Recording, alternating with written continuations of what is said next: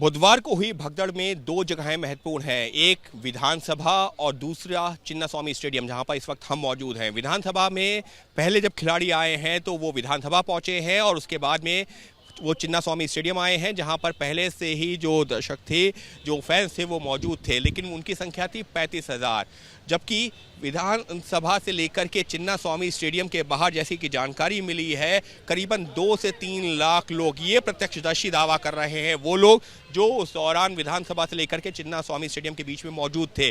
तो ये वो चिन्नास्वामी स्टेडियम है जहां पर अंदर तो 35,000 लोगों को अनुमति थी, लेकिन ये जो मुख्य द्वार है, ये जो चिन्नास्वामी स्टेडियम का मुख्य द्वार है, यहाँ पर कहा यह जा रहा है यहाँ से लेकर के विधानसभा के बीच में 2 से 3 लाख लोग मौजूद थे।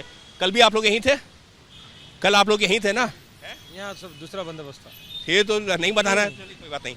तो फिलहाल जो है देखिए, यहाँ पर जो है ये वो मुख्य द्वार है, जो ये तमाम द्वार बंद थे। गेट नंबर 12 है ये। तो यहाँ से जो सिर्फ प्लेयर्स की एंट्री थी और मैच ऑफिशियल्स की एंट्री थी। तो यहाँ पर जो है ये जो पूरा रास्ता यहाँ से लेकर के विधानसभा तक, जैसा कि दावा किया जा रहा है, मैं फिर कह रहा हूँ, ये प्रत्यक्षदर्शियों का दावा है कि 2 से 3 लाख लोग इस पूरे रास्ते पर मौजूद थे, जबकि स्टेडियम की क्षमता 35,000 है। उसके बावजूद यहाँ पर इतने बड़ी संख्या में लोग मौजूद थे। उसकी वजह क्या है? उसकी वजह ये बताई गई है, कहा यह गया था कि विक्ट्री परेड निकलेगी एयरपोर्ट से लेकर के विधानसभा तक, और विधानसभा के बाद में यहाँ स्टेडियम तक आने के लिए विक्ट्री परेड होगी। जो फैंस हैं, जो आरसीबी के फैंस हैं, वो अपने खिलाड़ियों को देख सकेंगे, एक नज़र जो है उन पर डाल सकेंगे। लेकिन ऐसा हुआ नहीं, और इसी वजह से लोग जो सुबह से 10-11 बजे से जुटना शुरू हुए थे, वो कभी जो है विधानसभा जा रहे थे तो कभी स्टेडियम आ रहे थे। जो स्टेडियम में अंदर पहुंच चुके थे उनको तो किसी तरह की दिक्कत नहीं हुई, लेकिन इस पूरे रास्ते पर जो कि विधानसभा तक जाता है, यहाँ पर लाखों की संख्या में लोग लगातार जुटते जा रहे थे, और दोपहर 2-3 बजते तो हालात बेकाबू होने लगे थे।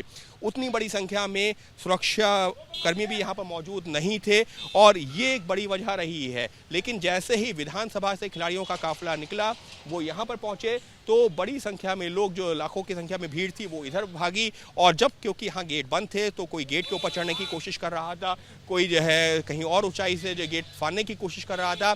उनको नियंत्रण में करने के लिए जब पुलिस और प्रशासन ने हल्का बल का प्रयोग किया, तो उसके बाद में वो भगदड़ मची, जिसमें 11 लोगों की मौत हुई और कई दर्जन लोग घायल हुए हैं। तो ये है वो चिन्नास्वामी स्टेडियम, जहां पर लोगों की मौत की जानकारी सामने आ रही है, जबकि ये जो पूरी भीड़ थी, ये जो पूरे फैंस आरसीबी के, जो उनको देखने के लिए जुट रहे थे, क्योंकि 18 साल का जो सूखा खत्म हुआ था आईपीएल टाइटल का, तो वो जो है देखने के लिए यहाँ से लेकर के विधानसभा का जो रास्ता है, यहाँ से अगर हम जो पैदल रास्ते की बात करते हैं, करीबन 1 किलोमीटर का डाइवर्जेंस के साथ में करीबन 3 किलोमीटर के आसपास, तो इस रास्ते पर बड़ी संख्या में, लाखों की संख्या में लोग मौजूद थे, और जिसका शायद जो है अंदाज़ा नहीं था। अगर अंदाज़ा था तो उन लोगों को, इतने बड़ी संख्या में लोगों को जुटने क्यों दिया गया, इस तरह के तमाम सवाल। लेकिन इसी वजह से हुई है ये घटना, जिसमें 11 लोगों की हो गई है मौत। ये वो लोग थे जो आरसीबी के जो खिलाड़ी हैं, उनको एक झलक देखने के लिए